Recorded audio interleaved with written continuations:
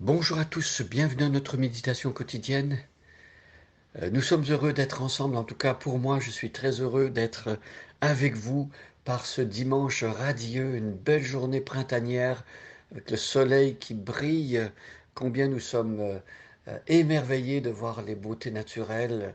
Le printemps, c'est une belle saison, on voit la vie renaître. Dernièrement, nous avons célébré la fête de Pâques où c'était à un degré suprême la fête de la vie nouvelle, puisque Jésus a vaincu la mort.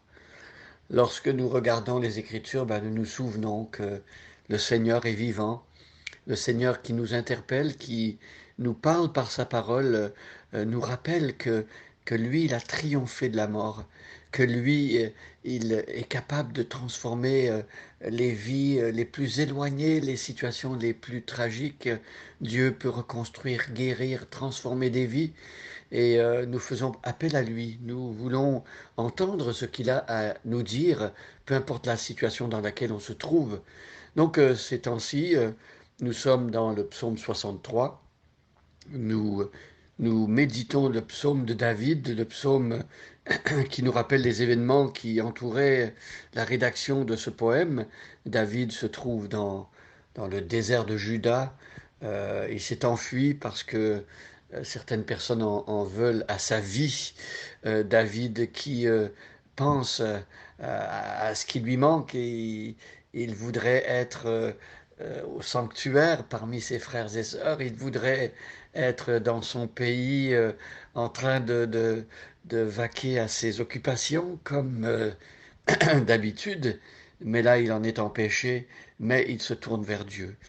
Il regarde vers Dieu, il l'invoque et son cœur est à nouveau rempli d'allégresse. C'est ce que nous allons voir. Je vais lire le psaume 63, les versets 1 à 11 et aujourd'hui nous allons nous arrêter sur le verset 10. Alors je vous invite à prendre votre Bible, à trouver le livre des psaumes et à lire avec moi. Psaume de David lorsqu'il était dans le désert de Juda. Ô Dieu, tu es mon Dieu, je te cherche. Mon âme a soif de toi, mon corps soupire après toi, dans une terre aride, desséchée, sans eau. Ainsi, je te contemple dans le sanctuaire pour voir ta puissance et ta gloire, car ta bonté vaut mieux que la vie. Mes lèvres célèbrent tes louanges. Je te bénirai donc toute ma vie, j'élèverai mes mains en ton nom. Mon âme sera rassasiée comme de mets gras et succulents, et avec des cris de joie sur les lèvres, ma bouche te célébrera. Lorsque je pense à toi sur ma couche, je médite sur toi pendant l'éveil de la nuit, car tu es mon secours, et je suis dans l'allégresse à l'ombre de tes ailes. Mon âme est attachée à toi, ta droite me soutient, mais ceux qui cherchent à m'ôter la vie iront dans les profondeurs de la terre. Ils seront livrés au glaive, ils seront la proie des chacals, et le roi se réjouira en Dieu. Quiconque jure par lui s'en glorifiera, car la bouche des menteurs sera fermée. Jusqu'ici, notre lecture, et nous revenons rapidement sur le verset d'hier. Ceux qui cherchent à m'ôter la vie iront dans les profondeurs de la terre. On se souvient que David était en train de vivre une situation difficile. David est lucide par rapport à sa situation. Il sait que des personnes veulent lui ôter la vie. Euh, David est un homme selon le cœur de Dieu. Il n'est pas parfait, il fait des fautes et il a péché contre le Seigneur, mais il marche avec Dieu, il aime Dieu. Il a pris position pour Dieu et ses adversaires veulent lui enlever la vie. Euh, on peut dire que ceux qui prennent position pour Dieu auront aussi des tribulations dans notre monde. Jésus l'a bien dit, dans la vie vous aurez des tribulations dans ce monde, mais prenez courage car moi j'ai vaincu le monde. Euh, le chrétien dans le monde est traité comme son maître. Jésus a même dit, s'ils vous haïssent, sachez qu'ils m'ont haï avant vous. Et quand on appartient au Seigneur et on marche avec lui, euh, ceux qui ne veulent pas accepter la parole de Dieu auront des réactions parfois vives.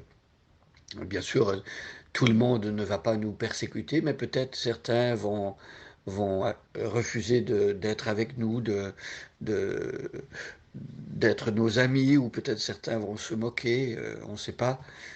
Parfois, dans certains pays, aujourd'hui, il y a des personnes qui sont mises en prison, des personnes qui sont battues et même assassinées parce qu'ils sont chrétiens. Mais Jésus nous le dit, et on voit ici dans l'Ancien Testament que David, le fils, le fils de Jessé, euh, euh, dont Jésus est le descendant, ben, David lui-même aussi semble persécuté parce qu'il est croyant, parce qu'il marche avec Dieu. Prenons courage si c'est notre situation aujourd'hui.